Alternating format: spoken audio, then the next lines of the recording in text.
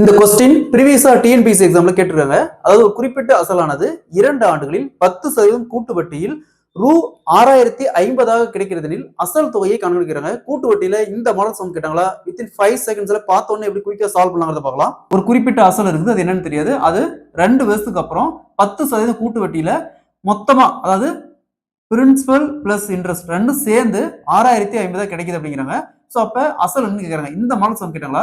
இந்த சம்ம 2 method solve பண்ணலாம். ஃபர்ஸ்ட் மெத்தடு, ஸோ மொத்த தொகை எவ்வளவு சொல்லியிருக்காங்க? 6050. 6050 இன்ட்டு இங்க வட்டி 10%. எப்பயுமே நம்ம பேசிக்கா 100 வச்சுக்கணும். அது கூட 10 ஆட் பண்ணா 110%. ஸோ இந்த 110% எப்படி எழுதுவோம்? 110 வகுத்தல் சதவீதத்துக்கு 100 எழுதுவோம். ஸோ அப்படியே ரிவேர்ஸ்ல 100 வகுத்தல் 110 இன்ட்டு 100 வகுத்தல் 110. ஸோ உங்க 2 வருஷம் சொல்லியிருக்காங்க. அப்ப 2 டைம். இதுவே 3 வருஷம் சொன்னாங்களா? இதே கான்செப்ட் தான் இங்க 3 டைம் ரைட் பண்ணணும். நெக்ஸ்ட் 2 ஜீரோக்கு 2 ஜீரோ அப்படியே கேன்சல் பண்ணிடலாம். நெக்ஸ்ட் 11 × 11 121. ஸோ இங்க 605 121 கேன்சல் பண்ணுமா? 5 டைம். ஸோ இங்க ஒரு ஜீரோ இருக்குது, இங்க ஒரு 2 ஜீரோ இருக்குது. அப்ப அசல் பார்த்தோம்னா 5000 ரூபாய். இந்த அசல் 5000 அப்படிங்கிறது 2 வருஷத்துல 10% கூட்டு வட்டியில 6050 கிடைக்கும். Option D is the correct answer. இதே கொஸ்டினை நம்ம இன்னொரு மெத்தட்ல சால்வ் பண்ணலாம். இங்க 2 வருஷம் சொன்னாங்களா? கூட்டு வட்டியில 2 வருஷம் சொன்னாங்களா? அந்த வட்டி மட்டும் எடுத்துக்காங்க.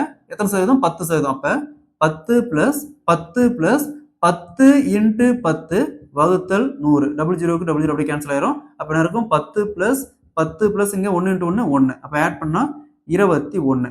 எப்பவுமே நம்ம பேசிக்கா 100% வச்சுக்கணும். அது கூட இந்த 21% ஆட் பண்ணா 121%. அது எப்பவுமே அசல் பார்த்தோம்னா 100% இருக்கும். ஸோ இதெல்லாம் வட்டிலாம் ஆட் பண்ணி வரும்போது இங்க அந்த 121% மாறுது. ஸோ அப்ப இந்த 121% தான் 121% தான் அந்த 6050. அப்ப நமக்கு தேவை அசல் அப்படிங்கிறது 100% என்ன? இது அப்படியே கிராஸ் மல்டிப்ளை பண்ணா 6050 இன்ட்டு 100% வகுத்தல் இந்த 121%. சதவீதத்துக்கு சதவீதம் அப்படியே கேன்சல் பண்ணிடலாம். ஸோ இங்க 121 அப்படியே கேன்சல் பண்ணா 5 டைம். 5க்கு ஒரு 3 ஜீரோ இருக்குது. அப்ப 5000 ரூபாய். சேம் ஆன்சர் தான் வருது.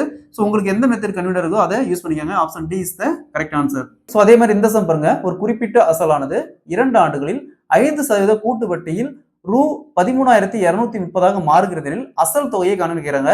அதே மாதிரி இந்த சம சால்வ் பண்ணி ஆன்சரை கமெண்ட்ல போடுங்க. இந்த சம சால்வ் பண்ணிட்டாவே இந்த மெத்தட் எப்படி சம் நீங்க சால்வ் பண்ணிடலாம்.